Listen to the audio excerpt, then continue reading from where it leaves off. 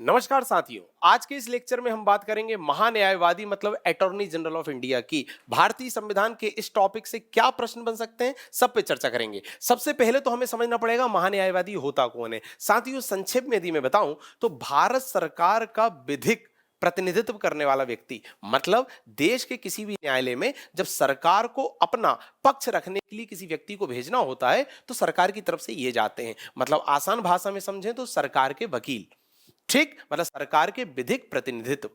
ठीक है, शुरुआत करें यदि इनके बारे में तो इनका वर्णन है भारतीय संविधान के अनुच्छेद 76 में। सीधे प्रश्न बनेगा कि किस आर्टिकल में इनका वर्णन है? 76 में।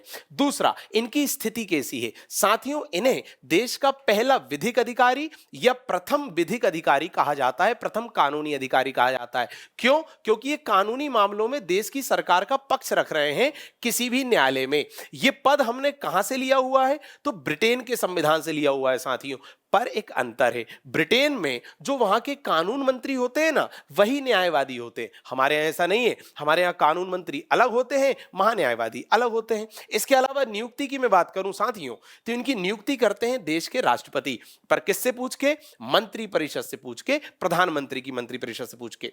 योग्यता की मैं बात करूं तो इनकी योग्यता होनी चाहिए सुप्रीम कोर्ट मतलब सर्वोच्च न्यायालय के न्यायाधीश के बराबर, ये इनकी योग्यता होनी चाहिए साथियों। अगला यदि हम बात करें इनकी पदावधि और पद मुक्ति की, तो साथियों इसका चर्चा हो रही है अनुच्छेद 76(4) में। यह आर्टिकल याद रखना है, जिसमें कहा गया कि इनका जो कार्यकाल है वो फिक्स नहीं है। इनका जो पद है ये राष्ट्रपति के प्रसाद पर्यंत होता है, प्लेजर ऑफ। प्रसाद पर्यंत का मतलब होता है जब तक राष्ट्रपति चाहे तब तक इनका पद बना रहता है। और स्वाभाविक तौर पर जब सरकार बदलती है तब ये अपना पद ऐसे ही छोड़ देते हैं, क्योंकि नई सरकार आएगी वो नया व्यक्ति रखेगी। अच्छा, वेतन भत्ते की बात करूं तो देश की जो संचित निधि है, कंसोलिडेटेड फंड, उस पर इनका वेतन भत्ता भारित होता है, वहीं से इन्हें वेतन भत्ता दिया जाता है। साथियों, कार्य और शक्तियों की यदि मैं बात करूं तो देश के किसी भी न्यायालय में सरकार का प्रतिनिधित्व करते हैं, जैसा मैंने बताया। इसके अलावा यदि कोई विधि वाला मामला है, कानूनी मामला है, तो संसदीय समिति को सलाह दे देते हैं, संसद में समय समय पर उपस्थित हो जाते हैं, भाषण दे देते हैं किसी भी कानूनी मसले पर। परंतु ये कभी मतदान नहीं कर सकते संसद में साथियों। क्यों? क्योंकि ये संसद के सदस्य तो है नहीं, सांसद तो है नहीं, तो वोट क्यों डालेंगे भाई?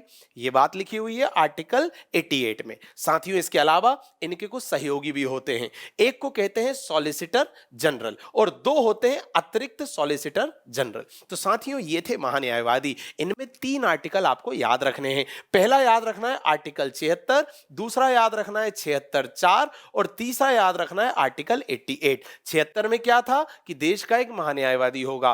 76(4) में क्या था कि उनका कार्यकाल निर्धारित नहीं है, राष्ट्रपति के प्रसाद पर्यंत होगा। और 88 क्या है कि वो सदन में उपस्थित हो सकते हैं, भाषण दे सकते हैं, पर मत नहीं दे सकते। ये 3 आर्टिकल आपको याद रखने हैं महान्यायवादी से संबंधित। बहुत बहुत धन्यवाद।